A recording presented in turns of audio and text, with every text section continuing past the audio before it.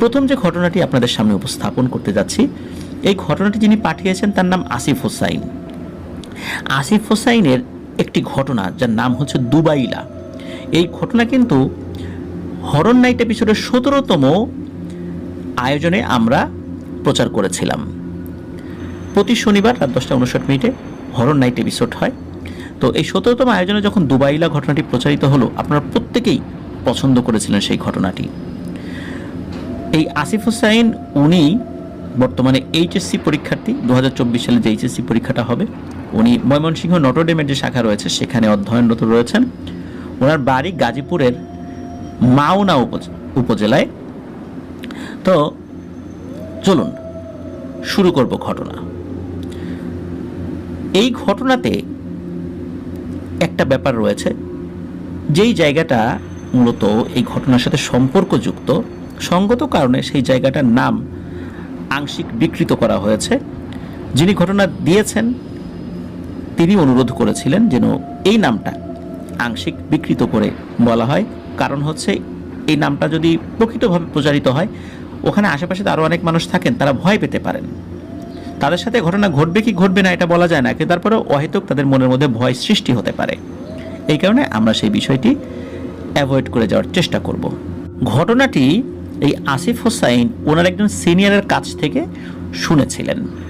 একটা বিশেষ ঘটনার প্রেক্ষাপটে ওই সিনিয়র ভাই উনি এই ঘটনাটি শুধু ওনাকে না, উপস্থিত আরও বেশ কয়েকজনকেও বলেছিলেন।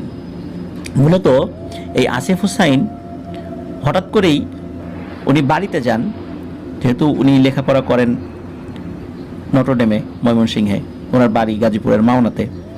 আসা যাওয়া খুব বেশি সমস্যা না, একটু ছুটি পেলেই চলে আসেন।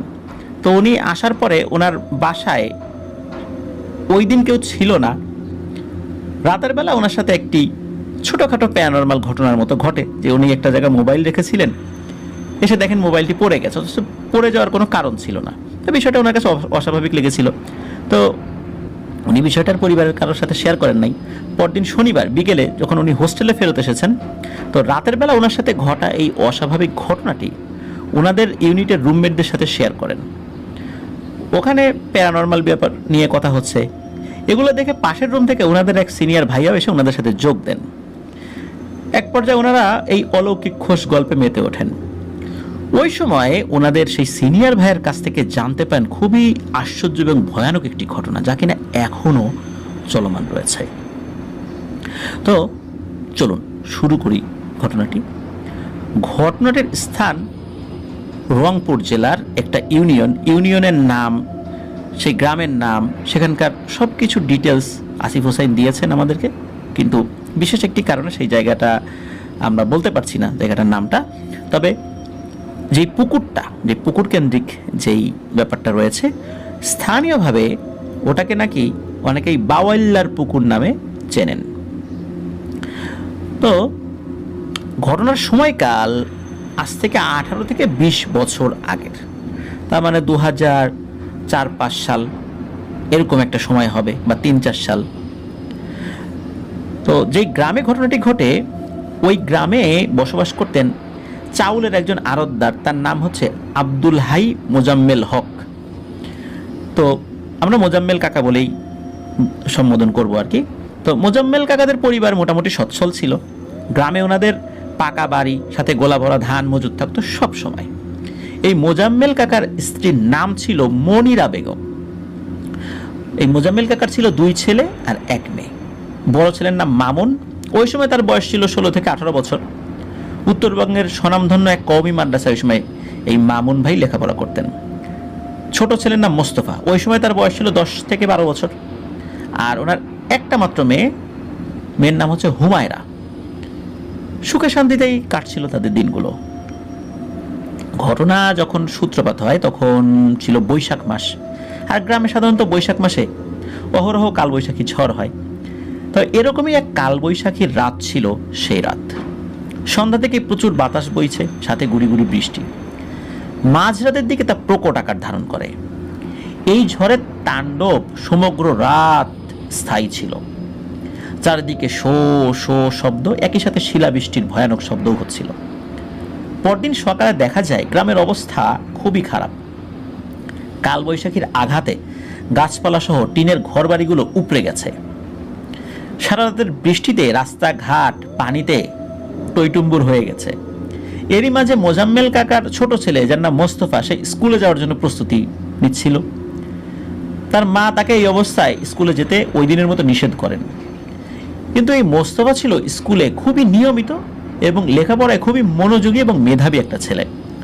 স্কুল কখনো সে ফাঁকি দিত না, আর স্কুলে তার অ্যাটেন্ডেন্স সবসময় 100% থাকতো, মানে প্রতিদিন সে উপস্থিত হতো, যার কারণে শিক্ষকরাও তাকে খুবই ভালোবাসতেন এবং স্নেহ করতেন। এখন স্কুলে তো তাকে যেতেই হবে, এটা তার মানে রক্তে মিশে গেছে।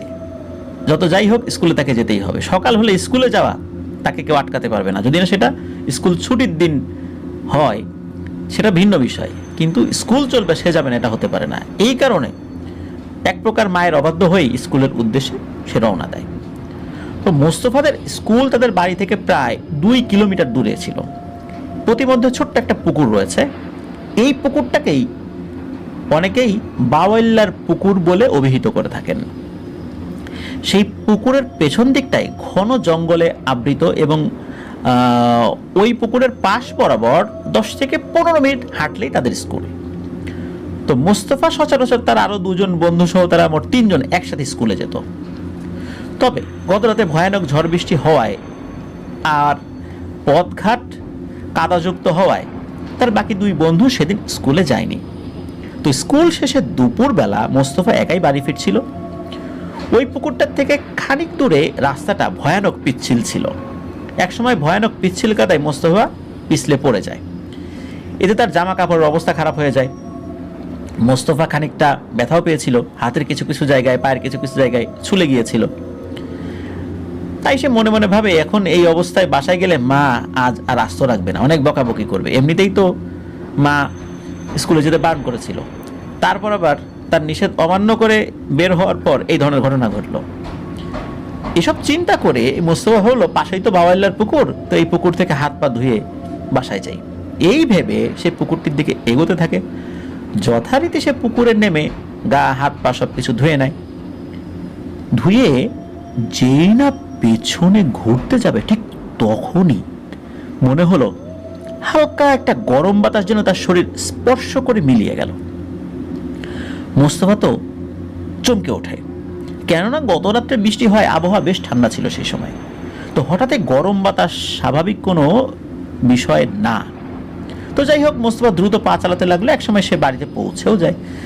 বাড়িতে পৌঁছে সে তার মাকে এই ব্যাপারে আসলে কিছু জানায়নি, কেননা একেই তো মায়ের কথা অমান্য করে স্কুলে গিয়েছে, তারপর ভর দুপুরে পুকুরে নেমে এরকম একটা অস্বাভাবিক ঘটনা ঘটলো। এসব শুনে মা আরও বকাবকি করতে পারেন, এ কথা ভেবে উনি আর বাসায় যে গিয়ে কাউকে কিছু জানায় নাই। তো যাই হোক, এভাবে প্রায় সপ্তাহখানিক পার হয়ে যায়। এর মধ্যে কিন্তু সবকিছু স্বাভাবিকই ছিল। এমনই একদিন সন্ধ্যার পরপর মোজাম্মেল কাকা ওনার বাসায় ফিরছিলেন। বলে রাখা ভালো যে সে সময়টায় তাদের বাড়ির আশেপাশে খুব একটা বসত বাড়ি ছিল না এখন যেমনটা হয়েছে। তো এমনকি সে সময় সেখানে মানুষের বসত ভিটা এখন যেমন হয়েছে এর থেকে অনেক অনেক কম ছিল। আজ থেকে 18-20 বছর আগের কথা আর কি। তো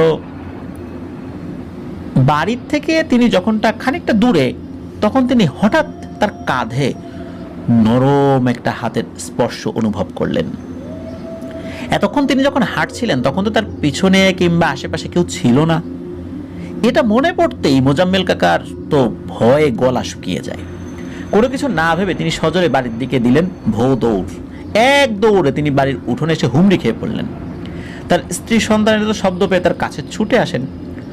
উল্লেখ্য তিনি তখন মারাত্মক ভয় পেয়েছিলেন, কেননা তিনি স্পষ্ট একটা হাতের ছোঁয়া তার কাঁধে অনুভব করেছিলেন।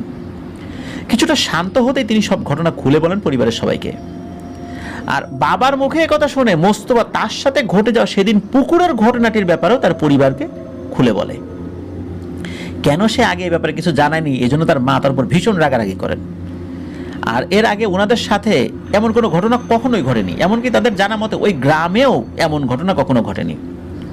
তো যাই হোক, লোকজনের কাছ থেকে খবর নিয়ে মোজাম্মেল কাকা 2-3 দিন পর একজন পীর সাহেব গোছের একজনকে তাদের বাড়িতে নিয়ে আসেন।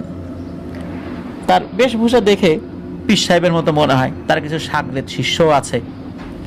তো উনি ওনাদের বাড়িতে আসেন আর কি, ওই পীর সাহেব গোছের ওই লোকটা, সাথে আরও দুজন সাগরেদকেও নিয়ে এসেছিলেন। সেই পীর সাহেব এসেই ওখানে বিভিন্ন ধরনের রিচুয়াল শুরু করেন।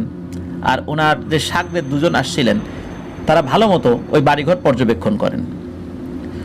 তারা ওই হাত চালান বা বাটি চালান এই টাইপের কিছু একটা করেছিলেন আর কি। তো এটা করে বাড়ির 3 কোণায় ওনারা 3টা খুঁটি উদ্ধার করেছিলেন। মূলত খুঁটি 3টি তাদের বাড়ির 3 দিকে 3টি গাছের গোড়ার কাছাকাছি মাটির বেশ গভীরে পোতা ছিল। তো ওই পীর গোছের ওই লোকটি খুঁটি সম্পর্কে মোজাম্মেল কাকাকে জিজ্ঞেস করলে মোজাম্মেল কাকা তো এই বিষয়ে কিছুই বলতে পারেন না। তো তখন পীর সাহেব মনে মনে বিড়বিড় করে কিছু একটা বলতে লাগেন। কিছুক্ষণ পর উনি চমকে ওঠেন এবং বলেন, যা ভেবেছি তাই, আপনাদের উপর বান মারা হয়েছে, আর যে বা যারা এই কাজটি করেছে তারাই এই খুঁটি এখানে গেড়ে দিয়েছিল। তো এই কথা ওই পীর সাহেব ওনাদেরকে বলেন। তারপর তিনি ওই সাগরেদদেরকে দিয়ে ওই খুঁটি 3টি তুলে ফেলেন এবং ওই খুঁটি 3টি তিনি নিয়ে চলেও যান। যাওয়ার সময় পারিশ্রমিক বাবদ 2000 টাকা এবং সাথে 1 মণ চাল নিয়ে যান। এরপর 4-5 দিন সব ঠিকঠাকই ছিল। তবে এরপরই এক রাতে ঘটে এক ভয়ানক ব্যাপার।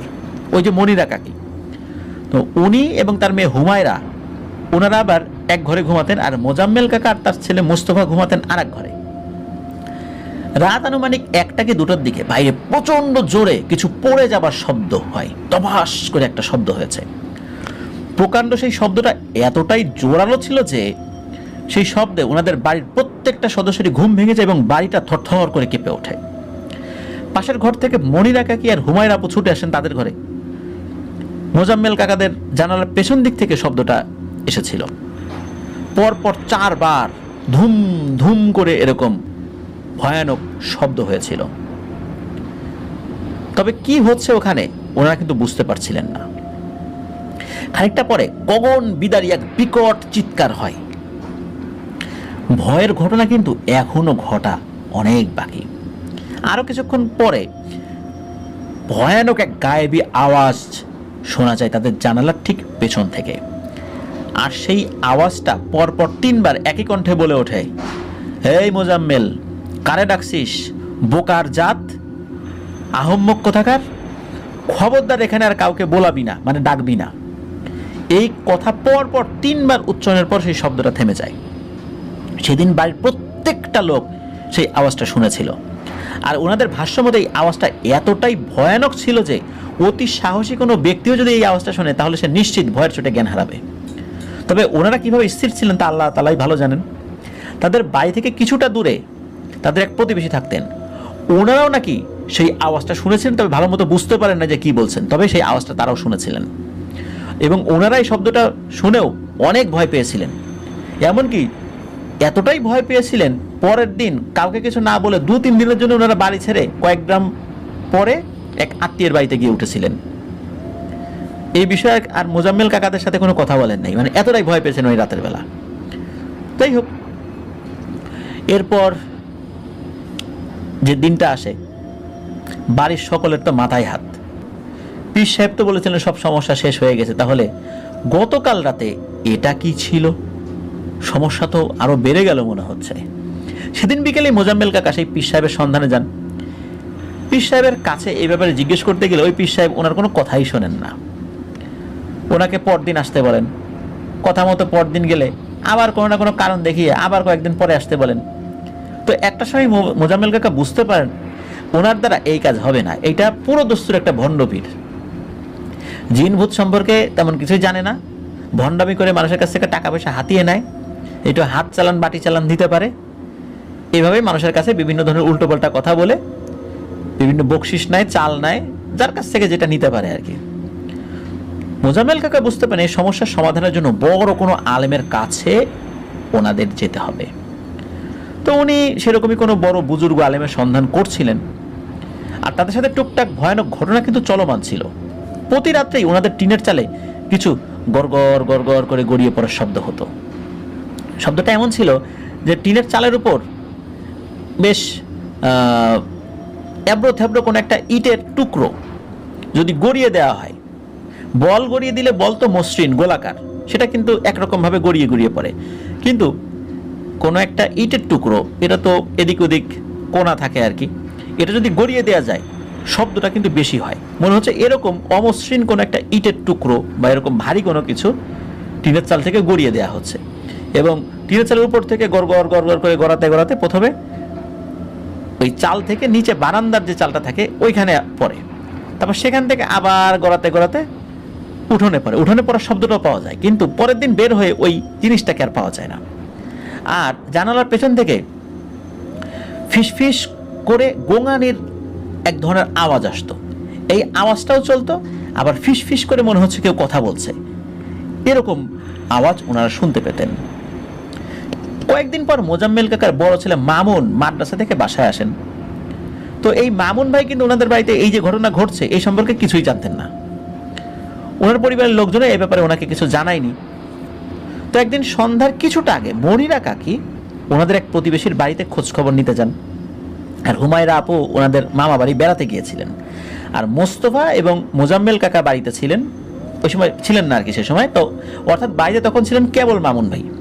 তো মামুন ভাই ওনাদের উঠোনে বসে মুড়ি খাচ্ছিলেন, এমন সময় তিনি তাদের উঠোনের এক পাশ থেকে গুনগুন গুনগুন আওয়াজ শুনতে পেলেন বলে ওনার কাছে মনে হলো।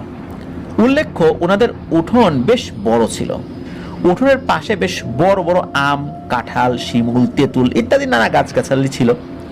তো মামুন ভাই সেই গুনগুন শব্দে বেশ কিছুটা বিরক্ত হন, তিনি ভাবেন যে একটু পর আজান দেবে, এই সময় গুনগুন করে আবার গান গাইকে। উনি তো মাদ্রাসার স্টুডেন্ট, বিশেষ করে এই আজানের মাগরিবের আজানের সময় এরকম গুনগুন গান গাওয়া শুনে ওনার একটু বিরক্তই লাগে। তো উনি স্বাভাবিকভাবেই সেই শব্দের পিছু পিছু যেতে থাকেন যে গান গায়কে। ঠিক এমন সময় দেখতে পান যে শিমুল গাছটার সাথে হেলান দিয়ে কেউ যেন চুল আঁচড়াচ্ছে বলে ওনার কাছে মনে হচ্ছে। তো ওই জায়গা থেকে গুনগুন আওয়াজ ভেসে আসছে। একটু কাছে যেতেই উনি বুঝতে পারেন এটা হয়তো ওনার চাচাতো বোন, তার নাম হচ্ছে রুমি।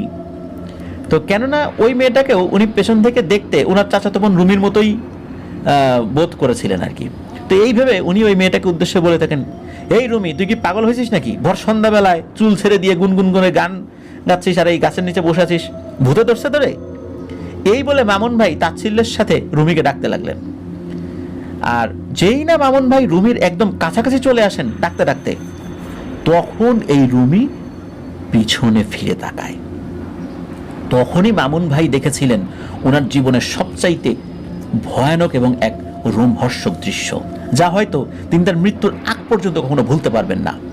মামুন ভাই দেখলেন রুমিরূপী অবয়বটার নাক, মুখ এগুলো কিছুই নাই চেহারায়, তবে অবয়বটার রক্তবর্ণের চোখ ছিল, যা স্বাভাবিকের তুলনায় অনেক বড় ছিল, আর তার মুখমণ্ডলের যে স্কিনটা, এই স্কিনের ভেতর দিয়ে কালো কুচকুচে রঙের একটা বিশাল বড় জিহবার মতো কিছু একটা বেরিয়ে এসেছে, যা প্রায় 2-3 হাত লম্বা ছিল। আর সবচেয়ে ভয়ঙ্কর ব্যাপার হচ্ছে যেই অবয়বটা মূলত এতক্ষণ তার জিহবা আকৃতির যে জিনিসটা, এটাই উল্টো করে মাথার উল্টো দিকে দিয়ে রেখেছে, যেটা পেছন থেকে দেখলে চুলের মতো মনে হয়েছে। উনাকে দেখে সেই অবয়বটা খিক খিক শব্দ করে ওঠে আর জিহবার উপরে ভর করে শিমুল গাছের চূড়ায় উঠে পড়ে। এই দৃশ্য নিজ চোখে দেখে মামুন ভাইয়ের তো ভয়ে কলিজা শুকিয়ে যায়। উনি যে দোয়া দুরুদ পড়বেন এই সেন্স তখন তার ছিল না, উনি শুধু আল্লাহু আকবার বলে একটা চিৎকার দিয়েছেন আর জ্ঞান হারিয়ে ফেলেছেন। তো সন্ধ্যার পর ওই দিক দিয়ে যাওয়ার সময় একজন লোক মামুন ভাইকে এই শিমুল গাছের নিচে অজ্ঞান হয়ে পড়ে থাকতে দেখেন, তিনি চিৎকার চেঁচামেচি করেন, আশেপাশের লোকজন আসে, তখন তাকে উদ্ধার করে বাড়িতে নিয়ে যাওয়া হয়। তবে সেই রাতে ওনার আর জ্ঞান ফিরেছিল না।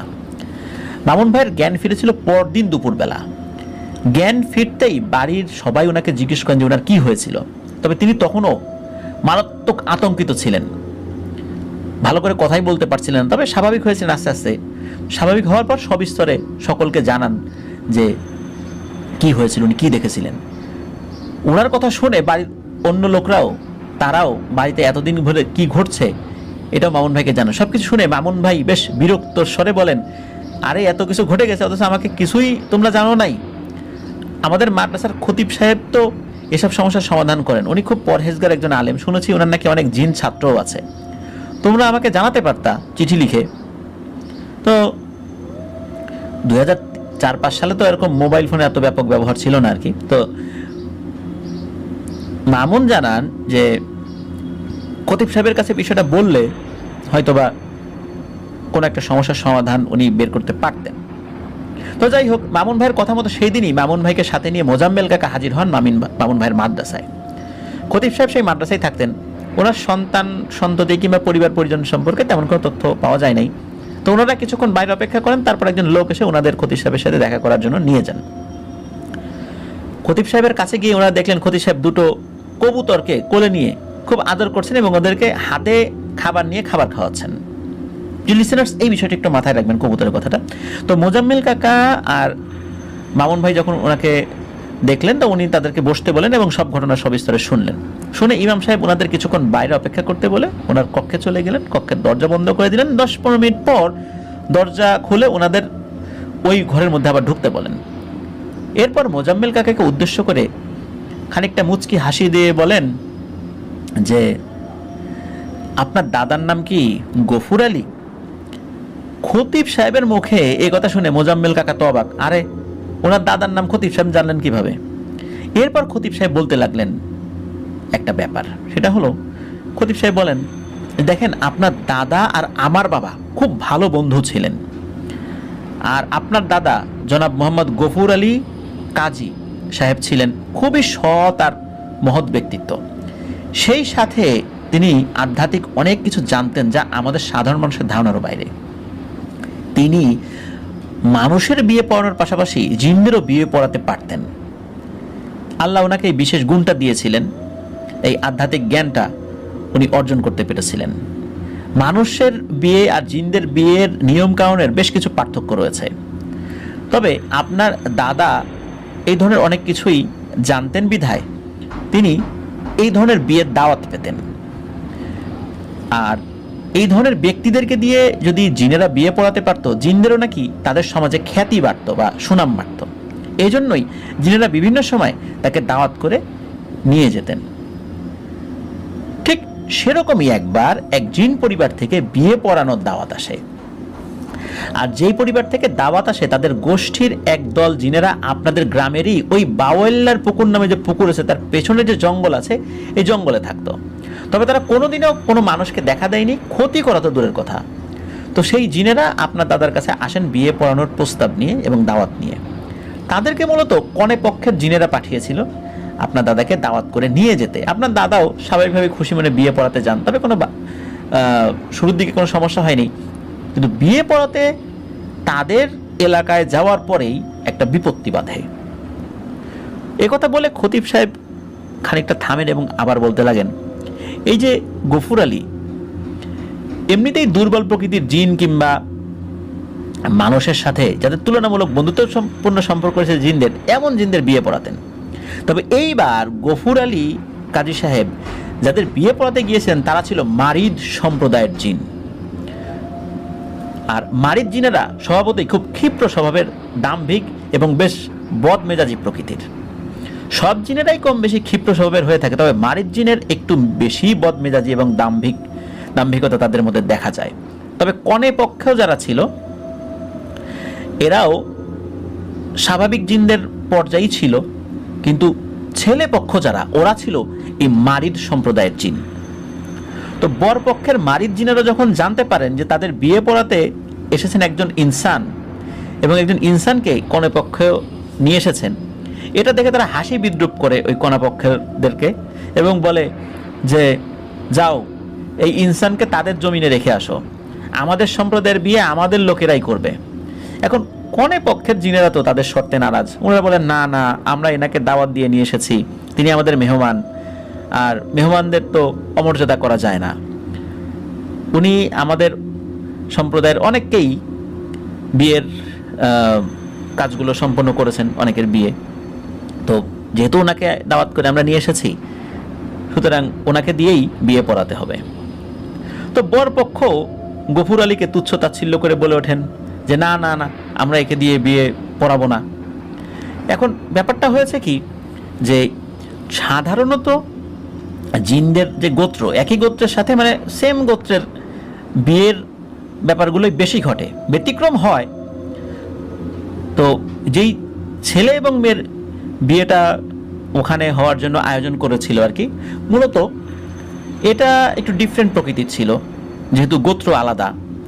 তো যখন বিয়েতে এই ধরনের একটা কথাবার্তা হচ্ছিল, তখন ওই যে বর, যে জিনটা, মারির যেই জিনটা, সে আবার তার বাবা বা অন্যান্যদেরকে বোঝানোর চেষ্টা করছিল, আর একজন ইনসান আসছে, পরাক না বিয়ে, সমস্যা কি, এটা তো আর হারাম হয়ে যাবে না বিয়ে। তো অন্যরা আবার বলছে, এই তুমি চুপ থাকো, তুমি বোঝো বেশি, আমাদের একটা সম্মান আছে না। তো বর যিনি, উনি কিন্তু তাদের আত্মীয় স্বজনদেরকে বেশ বুঝিয়ে অনেকটা ঠান্ডা করে ফেলেছিলেন, আর কনেপক্ষ থেকেও তাদেরকে বেশ বুঝিয়ে একটা পর্যায়ে নিয়ে এসেছিলেন। তারাও রাজি হন, কিন্তু সমস্যা হলো কি, তাদের মধ্যে কেউ কেউ ওই হাসি তামাশা বা বিদ্রুপ করা থামান নাই ওই গফুর আলীকে নিয়ে। তো অনেকক্ষণ ধরে এই ধরনের তুচ্ছ তাচ্ছিল্যমূলক কথাবার্তা শুনতে শুনতে একটা পর্যায়ে গফুর আলীর আত্মসম্মানে খুব ভালো মতোই লাগে, এতক্ষণ চুপ ছিলেন। আর এখানেই গফুর আলী করে বসেন এক চরম মাত্রার এক ভুল। তিনি কিছুটা দম্ভের সহিত ওই বর পক্ষের মারিদ জিনদেরকে উদ্দেশ্য করে বলেন, বেশ, বিয়ে যদি করাবেন না তো চলে যান, দেখি আমার থেকে কে ভালো আপনাদের বিয়ে পড়াইতে পারে। হঠাৎ করে এই ধরনের কথা একজন মানুষের মুখ থেকে শুনে, এমনিতেই তো তারা মানে বিয়ে পড়াতে রাজি ছিলেন না তাকে দিয়ে, যখন গফুর আলী দাদা এই ধরনের একটা কথা বলে ওঠেন, তখন এই মারিদ জিনদের কাছে তাদের আত্মসম্মানে খুব লাগে।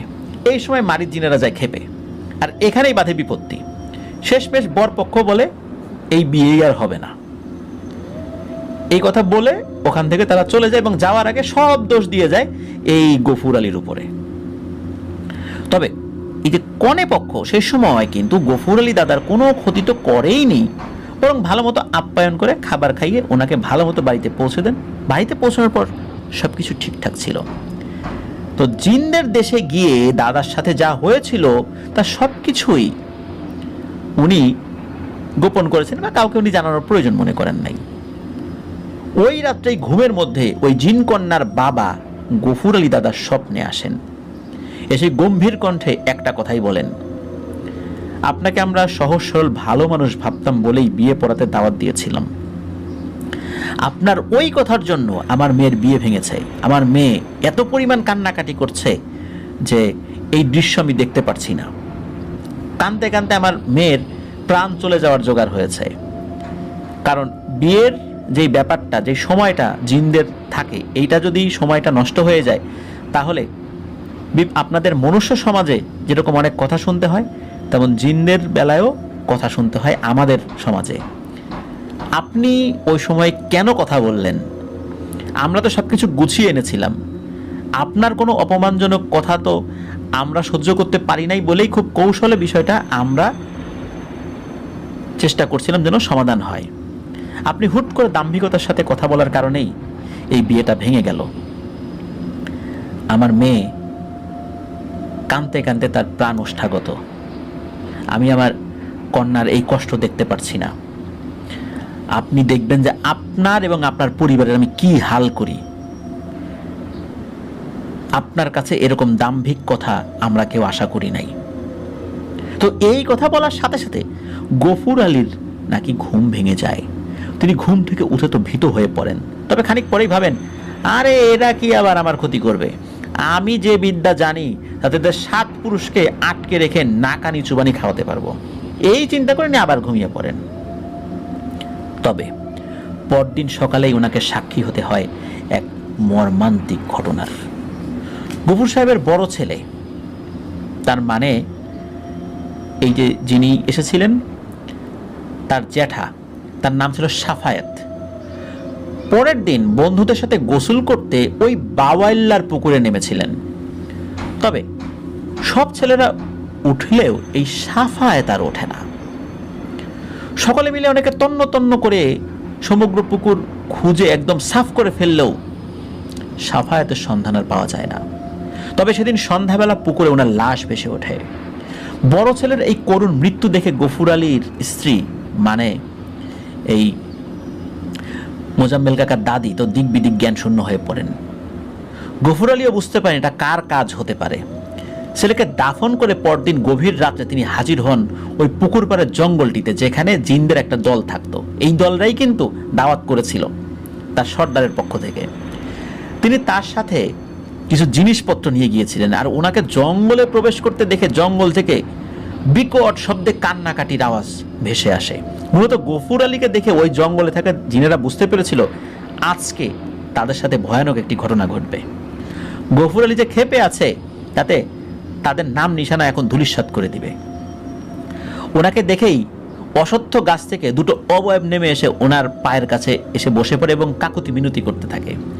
সেই দুটি অবয়ব কান্নাকাটির সাথে বলতে থাকে, মাফ করেন হুজুর, ভুল হয়ে গেছে, দয়া করে আমাদের দুজনকে মেরে ফেলবেন না, আমাদের দুজনকে এই কাজ করতে বাধ্য করা হয়েছে। তখন গফুর আলী ধমকের সহিত বললেন, কারা তোরা, কেন এই কাজটি করলি? আমার এই নিষ্পাপ আদরের ছেলেটার জীবনটা কেন কেড়ে নিলি? কি দোষ করেছিল সে কি তোদেরকে কোনো আঘাত করেছিল?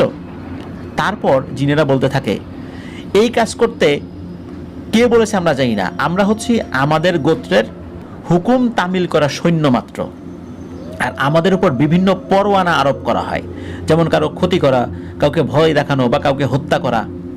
আমাদের যেই পরোয়ানা আরোপ করা হয় সেই পরোয়ানা অনুযায়ী কাজ করতে হয়। তার কি অপরাধ ছিল কি ছিল না, তার সাথে কার কি শত্রুতা রয়েছে কি নাই, এই বিষয়ে আমরা দেখি না, আমরা শুধু পরোয়ানা তামিল করি।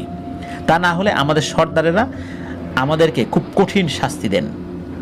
এভাবেই আপনাদের পরিবারের এই সাফায়েত ছেলেটার মৃত্যু পরোয়ানা আমাদের কাছে আসে এবং বলা হয় এই ছেলেকে পানিতে চুবিয়ে মেরে ফেলতে হবে।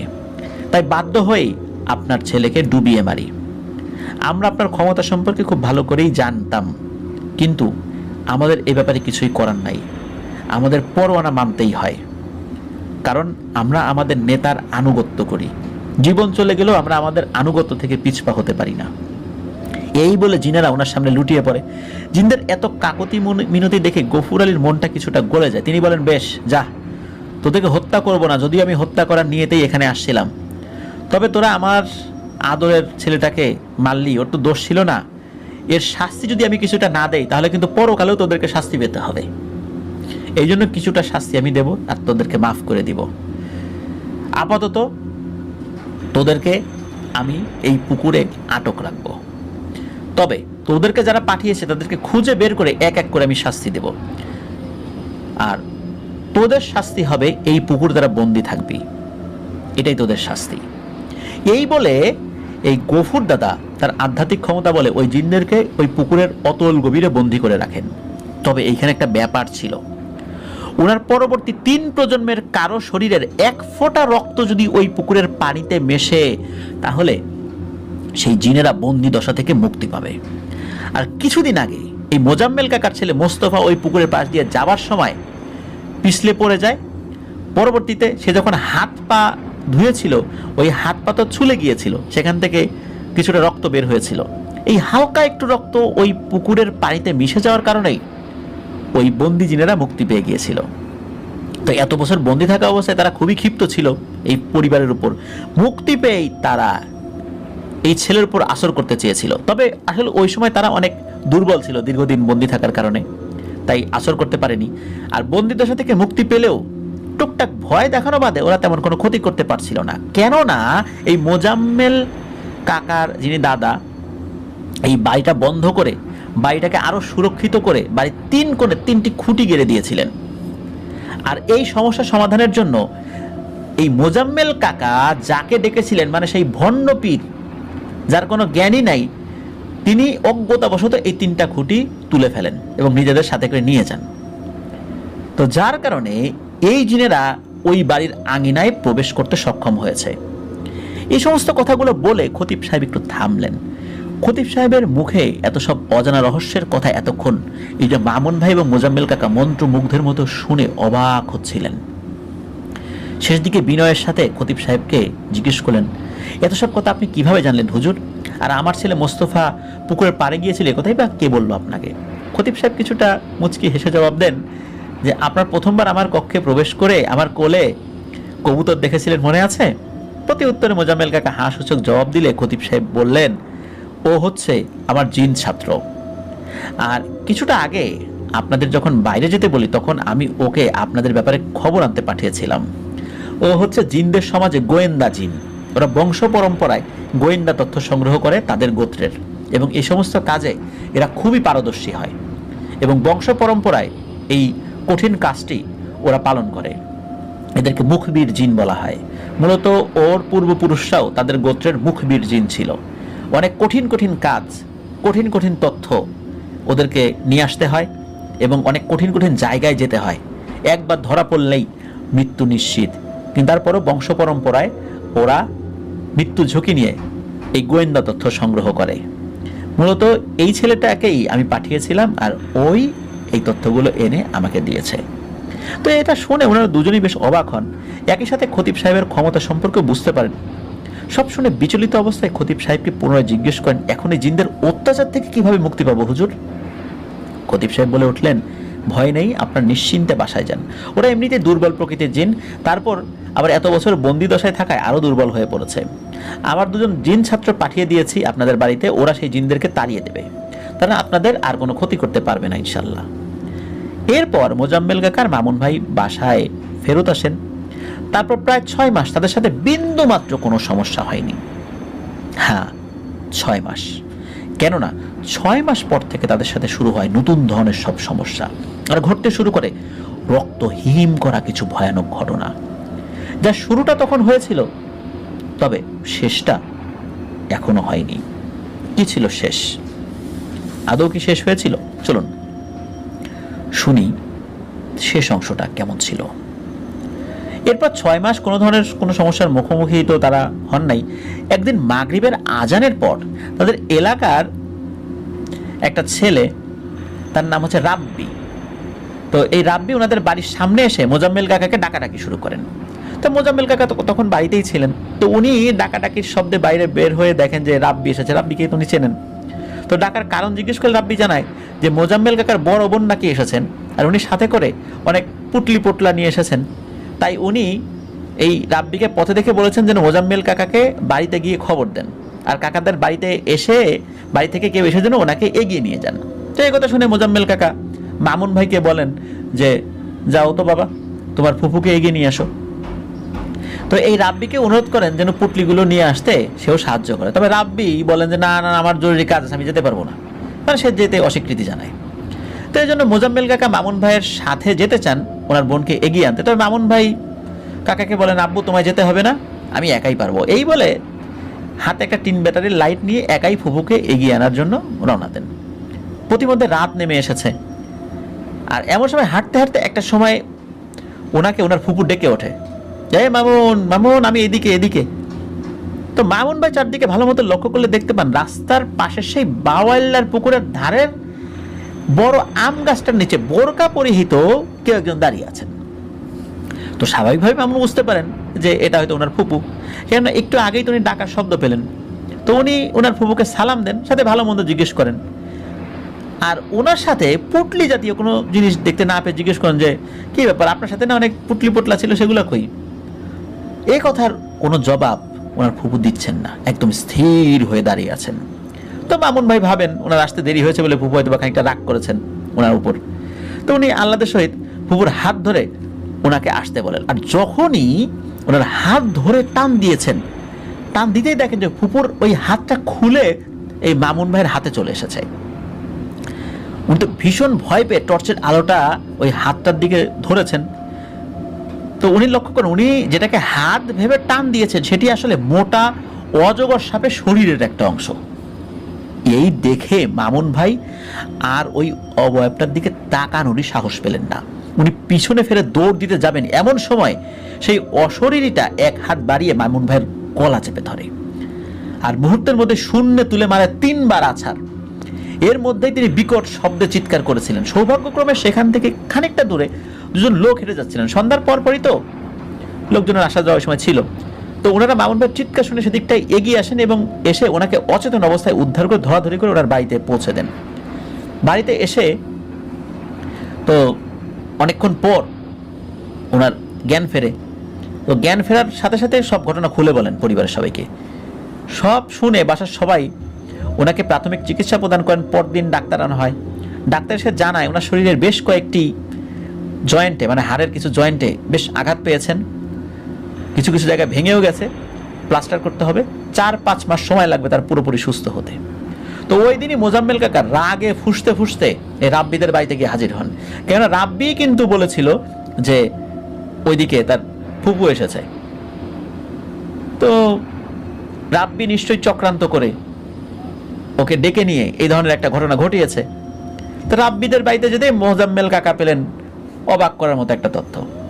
এই রাব্বি গত 3 দিন যাবৎ পেটের পীড়ায় আক্রান্ত হয়ে শয্যাশায়ী। সে 3 দিন বাড়ির বাইরে তো দূরের কথা, নিজ রুমের বাইরেও সহজে বের হতে পারেন না। তাহলে ওই দিন ওনাদের বাড়িতে কে এসেছিল, কেই বা ছিল সেই বোরকা পরিহিত অবয়বটা? মনে নানান প্রশ্ন নিয়ে সেদিনই তিনি খতিব সাহেবের সাথে দেখা করতে মামুন ভাইদের মাদ্রাসায় যান। তো এই মাদ্রাসায় গিয়ে জানতে পারেন খতিব সাহেব নাকি ওমরা হজে গিয়েছেন। হতাশ হয়ে মোজাম্মেল কাকা বাড়িতে ফেরত আসেন আর এই বাড়ির সবাইকে আগামী কিছুদিন সাবধান হয়ে থাকতে বলেন। এর 2 দিন পর দুপুরবেলা হুমায়রা আপু গোসল করে এসে চুল ছাড়া অবস্থায় রোজে বসে রান্নার জন্য শাক বেছে রাখছিলেন। এমন সময় মনে হলো কে যেন তার চুলে হাত দিয়েছে। তো স্বাভাবিকভাবে হুমায়রা আপু ভাবেন যে ওনার মা হয়তো এসেছেন। তো উনি পেছনে না ফিরে ওনার মায়ের উদ্দেশ্যে বলতে লাগলেন, আম্মা ভালো করে চুলগুলো একটু আঁচড়ে দাও তো, আমি শাকগুলো বেছে রাখছি। তবে কিছু সময় পর হুমায়রা আপুর মনে পড়ে, আরে ওনার আম্মা তো কিছুক্ষণ আগেই ওষুধের দোকানে মামুন ভাইয়ের জন্য ওষুধ আনতে গেছেন। সেখান থেকে ফিরতে কম করে হলেও তো 1 ঘন্টা সময় লাগবে। তাহলে ওনার চুল আঁচড়ে দিচ্ছে কে? এইটা মনে পড়তেই হুমায়রা আপু পেছনে ফিরতে যাবেন, এমন সময় এই অবয়বটা এই হুমায়রা আপু চুল ধরে টেনে ওনাকে বাড়ির বাইরে নিয়ে যেতে লাগলেন। উনি তো শরীরের সমস্ত শক্তি দিয়ে চিৎকার করে সেই অশরীরের হাতটা ছাড়ানোর চেষ্টা করতে লাগলেন। তবে সে চেষ্টা বৃথা, কেননা তাকে তো অদৃশ্য কিছু একটা টেনে নিয়ে যাচ্ছে। ঘর থেকে মামুন ভাই বোনের চিৎকার শুনে চমকে ওঠেন। দিন দুপুরে এই ধরনের ঘটনা ঘটছে। তিনি তো শয্যাশায়ী অবস্থায় ছিলেন, ওনার শরীরে প্রচন্ড ব্যথা, শরীরের বিভিন্ন জায়গায় ভেঙে গিয়েছে। তো ওনার পক্ষে বিছানা থেকে ওঠা ওই অবস্থায় সম্ভব ছিল না। তবুও তিনি চিৎকার করে আশেপাশের লোকদেরকে ডাকতে লাগলেন। তো সেই সময় মোজাম্মেল কাকা মামুন ভাইয়ের মাদ্রাসার 2 জন বন্ধু সহ বাড়ির দিকে আসছিলেন। তো মামুন ভাইয়ের ওই 2 বন্ধু মূলত মামুন ভাইকে দেখতেই এত দূর থেকে এসেছিলেন। বাড়ির আঙিনায় প্রবেশ করতেই মেয়ের এমন চিৎকার শুনে কাকা সেই চিৎকারের পিছু পিছু গিয়ে দেখলেন বাড়ির পেছনের ওয়াশরুমের পেছনের দিকটায় হুমায়রা আপু একটা শেয়ালের মতো কিছু একটা সাথে ধস্তাধস্তি করছে। মনে হচ্ছে শেয়ালটা তাকে টেনে নিয়ে যাচ্ছে কামড়ে। তো কাকা তো ওনার সাথে থাকা মামুন ভাই 2 জন বন্ধু এদেরকে নিয়ে লাঠি সোটা নিয়ে ওই শেয়ালের কাছে যান এবং শেয়ালকে পেটাতে থাকেন। মানে পেটাতে গেছেন আর কি। ওখানে তখন যে কয়েকজন উপস্থিত ছিলেন তারা প্রত্যেকেই কিন্তু ওই শেয়ালটাকে দেখেছিলেন। এর মধ্যে কি হয়েছে, ওই যে 2 জন বন্ধু এসেছে মামুন ভাইয়ের, একজন বন্ধুর হাতে তো লাঠি ছিল, লাঠি নিয়েছেন। সেই লাঠি দিয়ে যখনই ওই শেয়ালের শরীরে আঘাত করেছে তখনই শেয়ালটা সকলের চোখের সামনে নিমেষে হাওয়ায় মিলিয়ে গেল। দিনে দুপুরে এরকম একটা ঘটনা ঘটলো, তাও আবার ওনাদের চোখের সামনেই। এটা দেখে এই মোজাম্মেল কাকার সাথে আসা মামুন ভাইয়ের মাদ্রাসার ওই 2 জন বন্ধু ওনারা তো ভীষণ ভয় পেলেন। আর তখনকার মতো মামুন ভাইয়ের সাথে দেখা করলে দ্রুত সেখান থেকে চলে গেলেন মাদ্রাসায় গিয়ে এই খবরটা জানানোর জন্য। তো মোজাম্মেল কাকা হুমায়রা আপুর সামনে যেতেই লক্ষ্য করলেন যে আপুর মুখে এবং শরীরের নানা অংশে আঁচড়ে ক্ষত বিক্ষত হয়ে গেছে। তো আপুর সাথে কি কি হয়েছে তা তিনি মোজাম্মেল কাকাকে জানান। তো যেহেতু শেয়ালের একটা ব্যাপার ছিল, জলাতঙ্কের একটা সমস্যা হতে পারে, তো ওই চিন্তা করে ডাক্তারের যে ট্রিটমেন্টটা, ভ্যাকসিনটা, এটা ওনারা দিয়েছিলেন। কিন্তু আসলে এটা তো কোনো সাধারণ শেয়াল ছিল না। ওনারা কিন্তু কিছুতেই বুঝতে পারছিলেন না যে কেন আবার এসব উপদ্রব শুরু হয়ে গেল। খতিব সাহেব তো বলেছিলেন যে আর কোনো সমস্যা হবে না, আর এতদিন তো সব কিছু ঠিকঠাকই ছিল। তো এরই মধ্যে পরদিন বিকেলবেলা মামুন ভাইয়ের ওই 2 জন বন্ধুর সাথে একজন মাঝবয়সী পাগড়ি পরিহিত ভদ্রলোক ওনাদের বাড়িতে আসেন। এসে লম্বা একটা সালাম দিয়ে উনি ওনার পরিচয় দেন। উনি হচ্ছেন এই মামুন ভাইদের মাদ্রাসার আরেকজন শিক্ষক, ওনার নাম হচ্ছে মাওলানা জাহাঙ্গীর। তো এই জাহাঙ্গীর হুজুর এসেই বলেন যে আমার 2 ছাত্রের মাধ্যমে জানতে পারলাম আপনাদের সাথে ভয়ানক একটা অস্বাভাবিক ঘটনা ঘটেছে। তো সম্পূর্ণ ঘটনাটা আমাকে বিস্তারিত বলুন দয়া করে। এরপর মোজাম্মেল কাকা, তারপর কাকি সব কিছু বলেন ওই জাহাঙ্গীর হুজুরকে। সব শুনে হুজুর বলেন, এখানে বড় কোনো ঝামেলা আছে মনে হচ্ছে। কোনো এক কারণে আপনাদের বাড়ির বন্ধনই নষ্ট হয়ে গিয়েছে, যার কারণে এরকম বদজিনের উৎপাত দেখা দিচ্ছে। তবে চিন্তা নেই, আমি এখন বাড়ি বন্ধ করে দিচ্ছি, আর কিছুদিন পর খতিব সাহেব এসে ইনশাল্লাহ একটা না একটা ব্যবস্থা করবেনই। এই বলে বাড়ি বন্ধের উদ্দেশ্যে হুজুর বাড়ির উঠোনে আসেন। যখন তিনি বিড়বিড় করে সূরা পাঠ করতে শুরু করেছেন, তখনই অদৃশ্য কোনো কিছু একটা ওনার মাথায় কষে একটা থাপ্পড় দেয়। উনি বেশ কয়েকবার সূরা পাঠ করার চেষ্টা করছিলেন, তবে প্রত্যেকবারই অদৃশ্য কোনো কিছু একটা তার মাথায় আঘাত করছিল। বিষয়টা মোজাম্মেল কাকার পরিবার খেয়াল করছিলেন, কিন্তু তারপরও হুজুর চেষ্টা ছাড়ছিলেন না। হঠাৎ করে কোত্থেকে যেন একটা মাঝারি আকারের গাছের গুড়ি এসে ওনার পিঠের দিকটায় সজোরে আঘাত হানে। এতে হুজুর মারাত্মকভাবে আহত হন এবং পড়ে গিয়ে ওনার মাথায় মারাত্মকভাবে আঘাত লাগে, মাথা ফেটে রক্ত বের হতে শুরু করে। বাড়ির সকলে এটা দেখে দ্রুত ওনাকে ধরাধরি করে কাছাকাছি একটা ক্লিনিকে নিয়ে যান। ওই ক্লিনিকটাও ছিল ওদের বাড়ি থেকে প্রায় 3 থেকে 4 কিলোমিটার দূরে। এরপর ক্লিনিকে প্রাথমিক ট্রিটমেন্ট দিয়ে দ্রুত আরও ভালো হসপিটালে ওনাকে নিয়ে যাওয়া হয়। আল্লাহর অশেষ রহমতে ওই যাত্রায় উনি বেঁচে গিয়েছিলেন। তবে জ্ঞান ফিরতেই মোজাম্মেল কাকা ওই হুজুরের কাছে ক্ষমা চান, কেননা ওনাদের সমস্যার সমাধান করতে এসেই হুজুরের আজ এই করুণ অবস্থা। চিকিৎসার যাবতীয় ব্যয়ভার মোজাম্মেল কাকাই বহন করেছিলেন ওই হুজুরের। তো যাই হোক, হুজুরকে চিকিৎসা দিয়ে সুস্থ হলে ওনাকে মাদ্রাসায় পৌঁছে দেওয়া হয়। আর একরাশ দুশ্চিন্তার ভয় নিয়ে ওনারা বাড়িতে বসবাস করতে থাকেন। এভাবে ভয়ে দিন কাটছে ওনাদের, কি হবে না হবে, কিন্তু কোনো কিছুতেই তো কোনো সমাধান হচ্ছে না, কেউ এর সমাধান দিতে পারছে না। এর মধ্যেই একদিন বিকেল বেলা থেকে মোস্তফাকে আর খুঁজে পাওয়া যাচ্ছে না। মোস্তফা তার বন্ধুদের সাথে খেলতে গিয়েছিল, তবে সব বন্ধুরা ফিরে আসলেও মোস্তফা আর ফেরে না। এ ব্যাপারে মোস্তফার বন্ধুদের কাছে জিজ্ঞেস করে তারা জানায়, বিকেলে ক্রিকেট খেলার সময় বল গিয়ে পাশের পাট খেতে গিয়ে পড়ে। তো মোস্তফা যথারীতি সে যায় বলটা আনতে, তবে অনেক সময় পার হয়ে গেলেও যখন সে আসছিল না, তখন ওই বন্ধুরা সেদিকটায় যায়, বলটা ঠিকই পায়, তবে মোস্তফাকে আর খুঁজে পাওয়া যায় না। তো তারা ভেবেছে হয়তো সে ফিল্ডিং করবে না বলে পালিয়ে গেছে, অনেক সময় অনেকে এটা করে, এই জন্য তারা আর মোস্তফাকে খোঁজেনি। তো বন্ধুদের কথা মতো বাড়ির সকলে তাদের সাথে বন্ধুদেরকে নিয়েই এলাকার আরও বেশ কয়েকজন লোক যায় মোস্তফাকে খুঁজতে। তবে সেখানে ওনাদের বেশিক্ষণ আসলে খুঁজতে হয়নি, মোস্তফাকে পাওয়া যায়।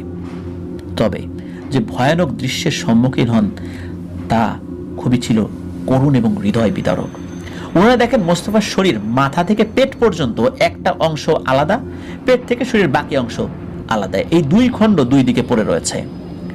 মুহূর্তের মধ্যে কান্নার রোল পড়ে যায় সেদিকটায়। উপস্থিত এলাকার সকলেই সেদিন আন্দাজ করতে পেরেছিলেন এটা কোনো মানুষের কাজ হতে পারে না।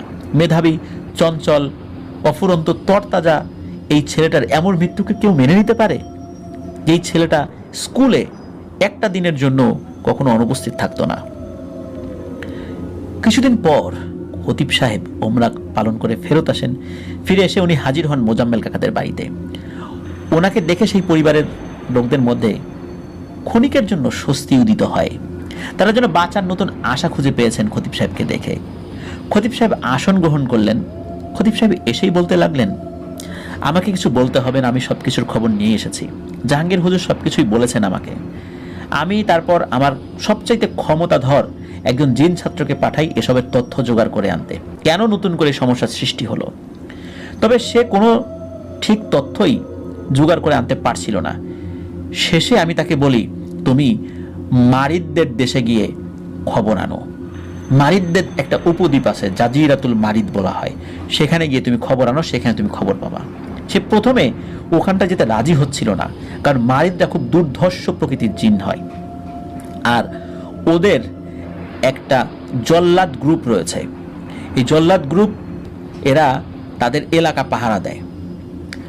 যে কোনো জিনকে সন্দেহজনক অবস্থায় তারা দেখতে পেলে সাথে সাথে মেরে ফেলে। শুধু জিন না, মানুষকেও তারা মেরে ফেলে। তো সে কিন্তু যেতে চাচ্ছিল না, কারণ এতে তার প্রাণের আশঙ্কা ছিল। তবে আমি তাকে একটা পর্যায়ে অনুরোধ থেকে আদেশ করি। শেষ পর্যন্ত আমার আদেশ সে ফেলতে পারে নাই। সে গিয়ে কিছুক্ষণ পর ভয়ার্ত চেহারা নিয়ে ফেরত আসে। আমি তাকে কারণ জিজ্ঞেস করলে সে জানায়, পূর্বে যে দুজন জিন আপনাদের জ্বালাতন করেছিল, তারা আমার অবর্তমানে কোনো এক কারণে ছাড়া পেয়ে পালিয়ে যায়। পালিয়ে গিয়ে তারা তাদের গোত্রের নেতাদের সামনে গিয়ে হাজির হয়। আর যখন তারা সব ঘটনা বলে তখনই সেই গোত্রের একজন তৎক্ষণাৎ ওই জিন দুটিকে হত্যা করে। তাদেরকে হত্যা করার কারণ হচ্ছে তারা দুজন এতদিন মানুষের কাছে বন্দী ছিল মানুষের দোয়া তদবিরের কারণে। আর তার থেকেও বড় কথা হচ্ছে তারা সুযোগ পেয়েও কেন ওই পরিবারের ক্ষতি করতে পারল না।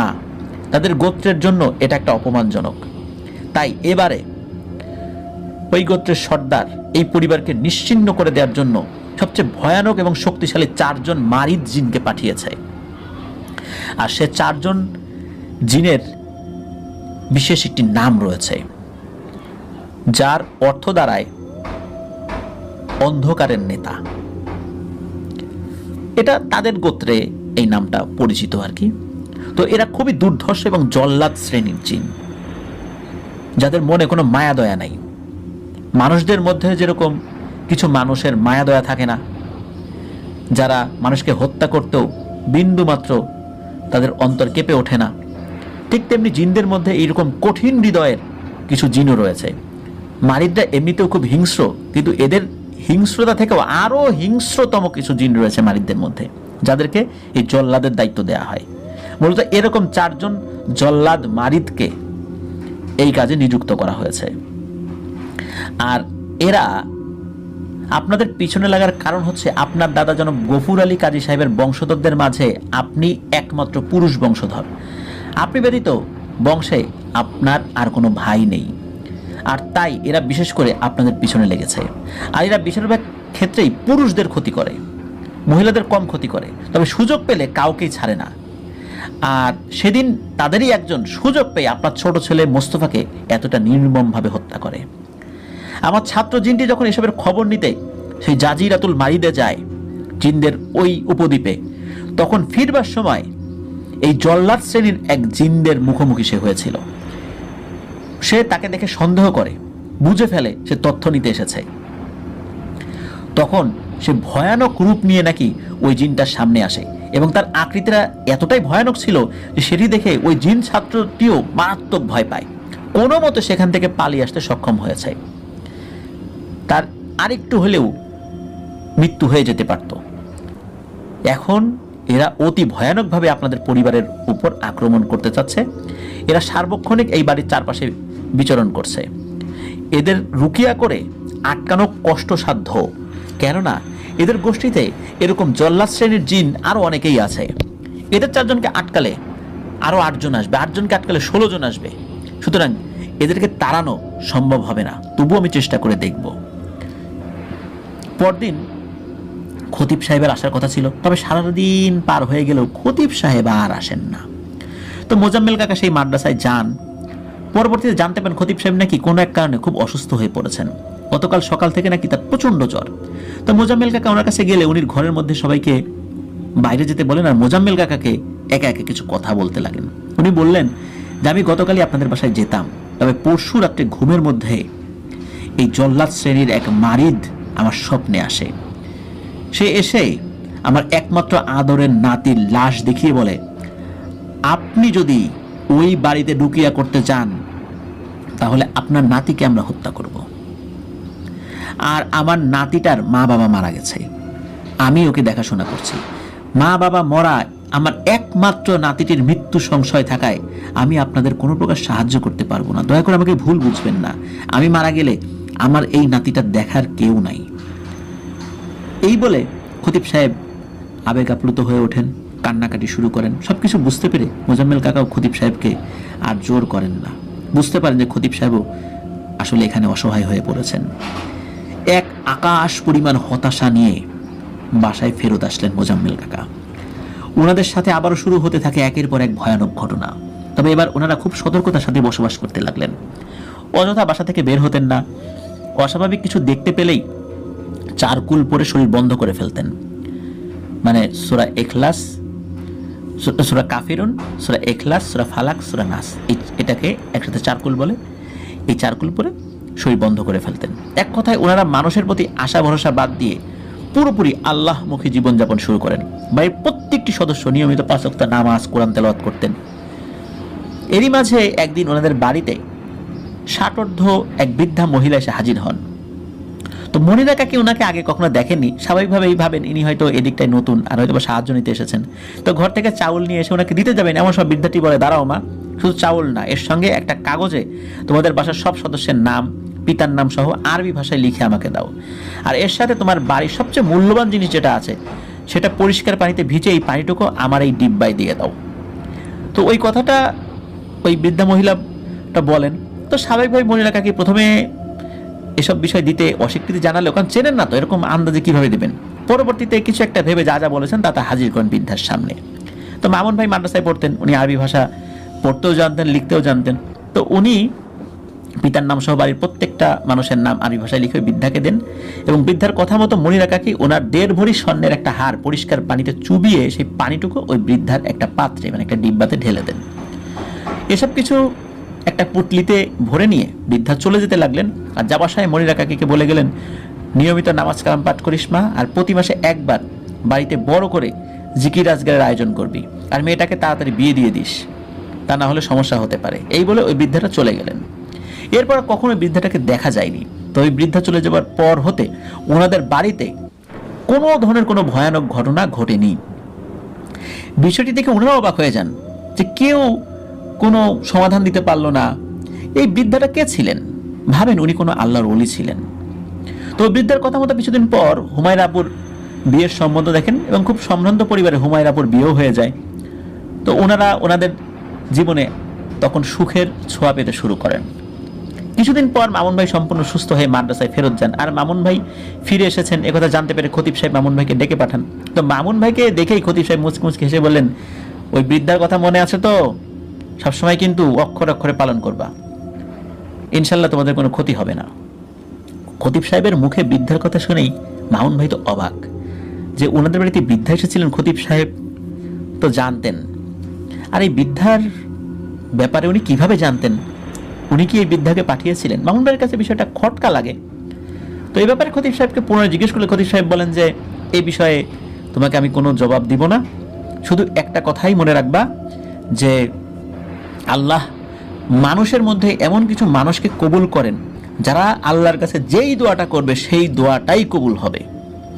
এমন ধরনের মানুষকে বলা হয় মুস্তাজাবুদ দাওয়া, মানে আল্লাহ তাআলা তাদের দোয়া কখনো ফেলবেন না।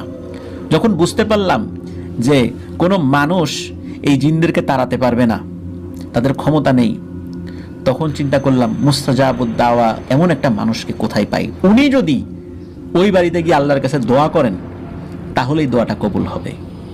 তো ওই ব্যক্তিকে কিভাবে পেলাম এই বিষয়ে তোমাদেরকে কিছু বলবো না। ওই ব্যক্তি আল্লাহর কাছে তোমাদের জন্য দুহাত তুলে দোয়া করেছিলেন এবং ওই দোয়ার বরকতেই আল্লাহ কিভাবে এই সমস্যার সমাধান করেছেন এটা আমিও বলতে পারবো না। সুতরাং এইটা সরাসরি ওই ব্যক্তির দোয়ার প্রেক্ষাপটে হয়েছে। এই বিষয়টা মামুন ভাইকে বলে দেন। তো এরপর থেকে ওনাদের সাথে ভয়ের ঘটনা বলতে তেমন কিছু ঘটতো না, তবে ওনাদের বাড়ির পুরুষ সদস্যরা, মানে এই যে মামুন ভাই, মোজাম্মেল কাকা রাতে চলাফেরা করার সময় কখনো কখনো ওনাদের নাম ধরে পিছন থেকে কেউ ডেকে ওঠে, আর পেছনে ফিরে তাকানোর পর দেখেন সব কিছু ঠিকঠাক, কেউ নাই। এর থেকে বেশি তেমন কোনো সমস্যা হয় না। এখন নাকি ওনারা রাতের বেলা একা নির্জন কোনো স্থান দিয়ে যদি হেঁটে যান, পেছন থেকে কাউকে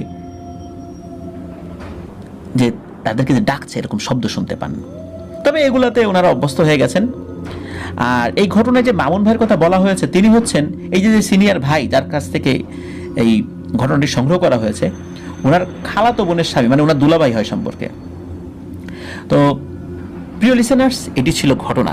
এই ঘটনার একটি গুরুত্বপূর্ণ ব্যাপারটা কি জানেন? সেটা হচ্ছে যে আমরা প্রতিনিয়ত মানুষের কাছে যাই যে তাদের সমস্যা সমাধান করার জন্য, প্রতিনিয়ত লক্ষ লক্ষ টাকা খরচ করি যে এই সমস্যার সমাধান করে দেন। তান্ত্রিক, কবিরাজ, এগুলো নিয়ে আমরা পড়ে থাকি।